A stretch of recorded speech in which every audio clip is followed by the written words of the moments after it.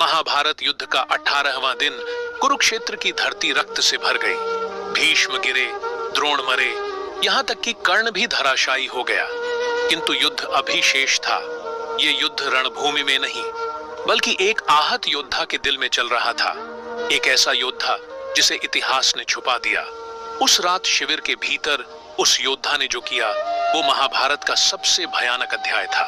ये था महाभारत का 19वां दिन, जिसे कोई नहीं जानता, पर जिसने पांडवों के वंश को मिटाने की कोशिश की और जन्म दिया एक श्रापित अमृता को। ये योद्धा कोई और नहीं, बल्कि द्रोण पुत्र अश्वत्थामा था। मित्रों, आज की वीडियो में जानिए अश्वत्थामा के रक्त रंजित प्रतिशोध की कहानी, जिसे ग्रंथों ने सौप्तिक पर्व कहा, पर हम कहते हैं महाभारत का सबसे खतरनाक दिन। महाभारत का युद्ध समाप्त हो गया था। धर्म की जीत और अधर्म हार चुका था। शिविरों में शांत वातावरण था, पर एक योद्धा था जो शांति से भरा नहीं था। वो चुप था, लेकिन उसके भीतर युद्ध की ज्वाला धधक रही थी। उसका नाम था अश्वत्थामा, गुरु द्रोणाचार्य का पुत्र, अत्यंत बलशाली परंतु भावनाओं में बंधा हुआ योद्धा।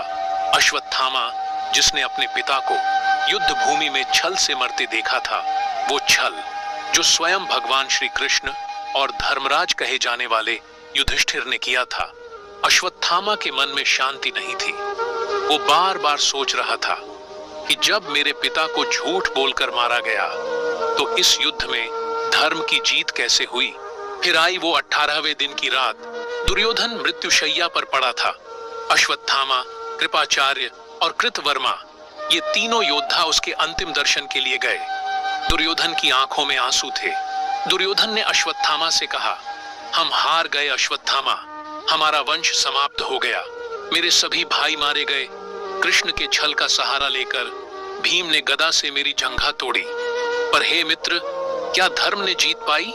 अश्वत्थामा के हृदय में ज्वालामुखी फूट पड़ा और उसने प्रतिज्ञा ली कि मैं पांडवों को नहीं, उनके वंश को समाप्त करूंगा। मैं रक्त से कुरुक्षेत्र को फिर रंग दूंगा। योजना बनी और तीनों योद्धा रात के अंधकार में पांडवों के शिविर की ओर चले।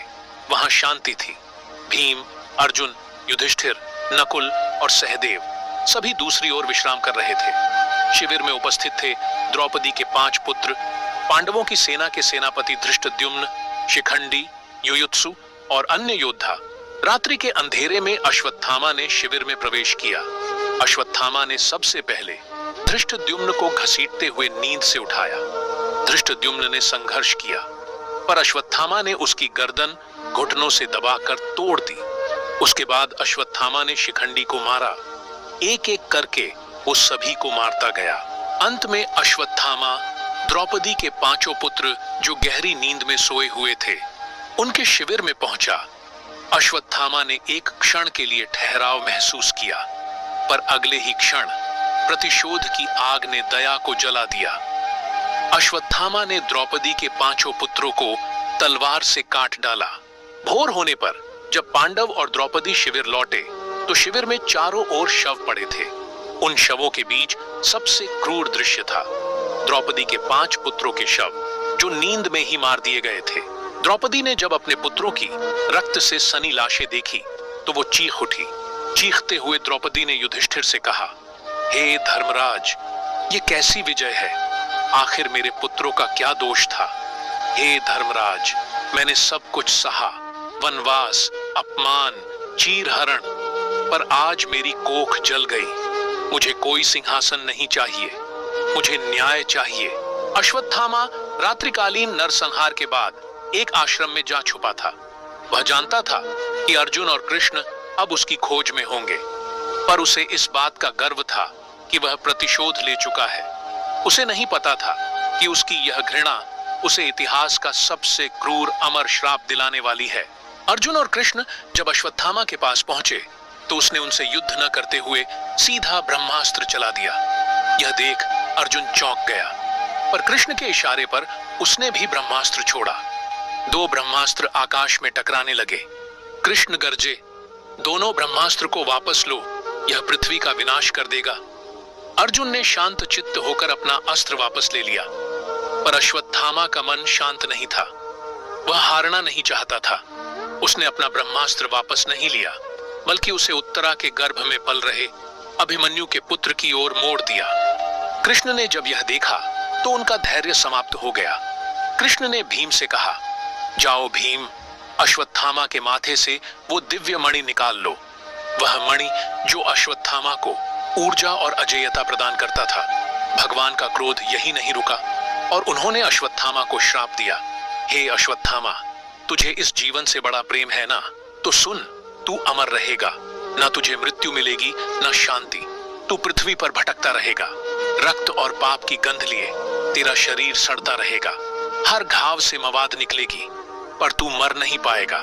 तुझे कोई सम्मान नहीं देगा, तू जीवित रहेगा, पर वह जीवन मृत्यु के समान होगा। अश्वत्थामा के छोड़े हुए ब्रह्मास्त्र ने उत्तरा के गर्भ को स्पर्श किया। उत्तरा ने चीखते हुए कहा, हे माधव, मेरे गर्भ को बचाइए, यह पांडवों का अंतिम दीप है। कृष्ण दौड़े, उन्होंने अपना करकमल उत्तरा की नाभि पर रखा, नेत्र बंद किए, जीवन की लौ बची और ब्रह्मास्त्र की अग्नि वापस लौट गई। धर्म और अधर्म का अंतिम न्याय युद्ध समाप्त हो चुका था, लेकिन अभी अंतिम न्याय होना बाकी था। द्रौपदी का मुख कठोर हो गया था। उसने अश्वत्थामा के वध की मांग की। उसने मेरे पुत्रों की हत्या की है। वो पांडव वंश को समाप्त करना चाहता था। ऐसे पापी को जीने का कोई हक नहीं है। परंतु जब द्रौपदी ने अश्वत्थामा को देखा, वो अब शक्तिहीन था, मणि छीन चुकी थी, चेहरा काला पड़ चुका था। उसने अश्वत्थामा को देखकर कहा, मुझे अपने पुत्रों का शव देखकर पीड़ा हुई, पर मैं नहीं चाहती कि गुरुपुत्र की माता को भी वही पीड़ा मिले। मैं नहीं चाहती कि कोई और मां मेरी तरह रोए। इसे जीवित छोड़ दो, पर ऐसा कि वह जीवन भर मृत्यु मांगता रहे। अश्वत्थामा अब अकेला था।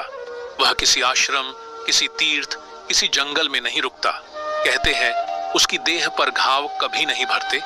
उसका चेहरा समय से भी बूढ़ा हो चुका है, पर आंखें वही हैं जिन्होंने महाभारत के अंतिम नरसंहार को देखा।